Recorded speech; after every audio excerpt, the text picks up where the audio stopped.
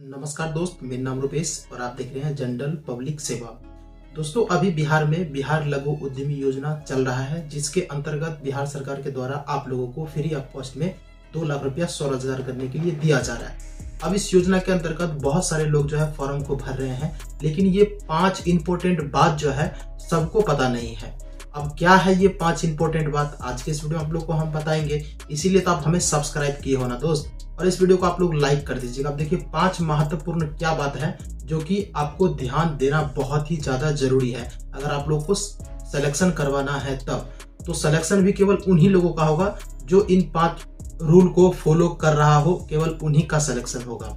आपको पता होगा ये भली भांति कि ये योजना क्यों आया है। ये जाति आधारित जनगणना हुआ है, उसके बाद जो उसमें 94 लाख गरीब परिवार पाए गए हैं, उन लोगों को इस योजना के अंतर्गत लाभ मिलेगा। अब आप लोग का तो जाति आधारित जनगणना तो हुआ ही होगा, अब उसी के डाटा से जो है आप लोग का सिलेक्शन किया जाएगा। तो ये बात थोड़ा ध्यान में आप लोग रख लीजिएगा। तो क्या 5 महत्वपूर्ण बातें हैं जिसको आप फॉलो करते होंगे, वो हम आपको बता रहे हैं एक एक करके। थोड़ा ध्यान से आप लोग समझिएगा, लिख लिए हैं यहाँ पर, ठीक है। पहला रूल जो है दोस्तों, कहना सरकार का यही है कि इस योजना में केवल उन्हीं लोगों का सिलेक्शन होगा जो ये 5 रूल को फॉलो करता हो। तो आप ये नहीं समझिएगा कि हम आपको ऐसे फेंक रहे हैं, हवा में तीर फेंक रहे हैं, नहीं। हम 5 रूल बताएंगे, अगर एक को गलत साबित हो गया तो चैनल को अनसब्सक्राइब आप लोग कर दीजिएगा, ठीक है।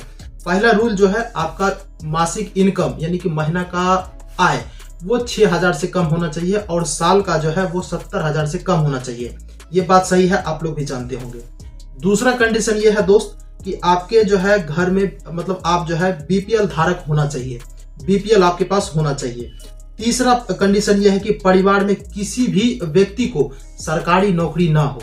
अगर आपके घर में किसी भी व्यक्ति को सरकारी नौकरी है तो आप इस योजना के अंतर्गत लाभ नहीं ले पाएंगे। अब कहिए सरकार को कैसे पता चलेगा? भाई साहब, आपके शरीर में कितना बाल है, सरकार के पास हर एक रिपोर्ट है। आपका जाति आधारित जनगणना हुआ है और उसमें जो है अगर आप बताए होंगे कि हमारे घर में इस प्रकार का व्यवस्था है तो आपका खेल खत्म।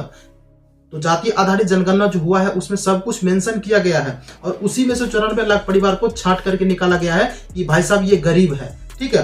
तो तीसरा रीजन हमको बताएं कि परिवार में किसी भी व्यक्ति को सरकारी नौकरी ना हो। और फोर्थ में जो है बताया गया है कि परिवार में किसी भी व्यक्ति को 4 पहिया वाहन ना हो। ये रियल है दोस्तों। अब आपको फेक लग रहा होगा तो अलग की बात है भाई साहब, लेकिन ये रियल है कि आपके परिवार में जो है किसी व्यक्ति को 4 पहिया वाहन ना हो।